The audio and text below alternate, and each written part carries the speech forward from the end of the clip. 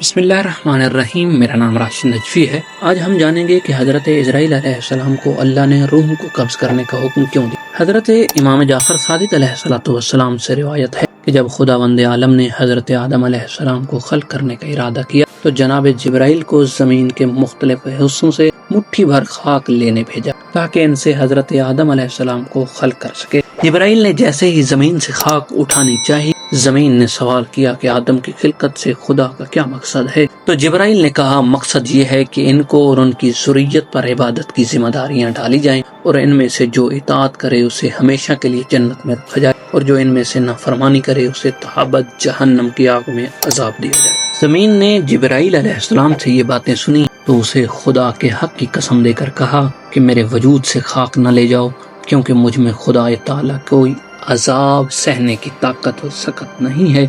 لہٰذا جبرائیل علیہ السلام زمین سے کچھ اٹھائے بغیر واپس پلٹ آئے اور اللہ تعالیٰ سے عرض کی، زمین نے مجھے تیری بزرگی اور عزت کی قسم دی، لہٰذا میں نے اس میں سے کچھ بھی نہ اٹھایا۔ خدا تعالیٰ نے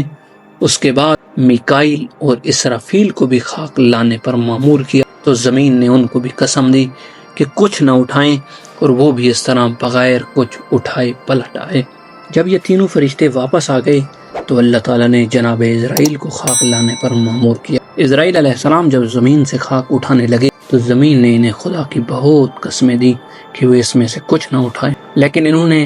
ایک نہ سنی اور کہا میں اپنے خدا کے حکم کی مخالفت سے ڈرتا ہوں اور تیری آہو گزاری کی وجہ سے ہرگز اپنے خداوند کے حکم کی خلاف ورزی نہیں کروں گا۔ لہٰذا مختلف مقامات سے خاک اٹھائی اور اللہ تعالیٰ نے ان کی حوصلہ افزائی کی اور فرمایا چونکہ تو نے خاک لانے میں میرے حکم کی تعمیل کی ہے اور زمین کی فریاد پر اس پر رحم نہیں کیا، لہٰذا اولاد آدم کی روح قبض کرنے پر تجھے مأمور کرتا ہوں تاکہ کسی پر رحم نہ کھائے اور ماں کی گود میں موجود شیر خوار بچے کی روح کو قبض کر سکے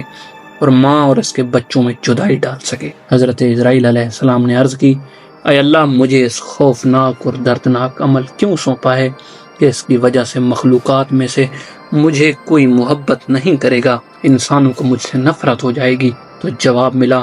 آواز قدرت آئی کہ کوئی بھی کسی کو یہ نہیں کہے گا کہ فلاں اسرائیل کے سبب سے مرا، بلکہ کہیں گے کہ دل کا دورہ پڑا یا حادثہ ہوا، فلاں مرض لاحق ہوئی جس کی وجہ سے موت ہو گئی اور یہ شخص وفات پا گیا۔ اب تک کے لیے اتنا ہی، ملتے ہیں کسی نئے ٹاپک کے ساتھ، تب تک کے لیے اللہ حافظ۔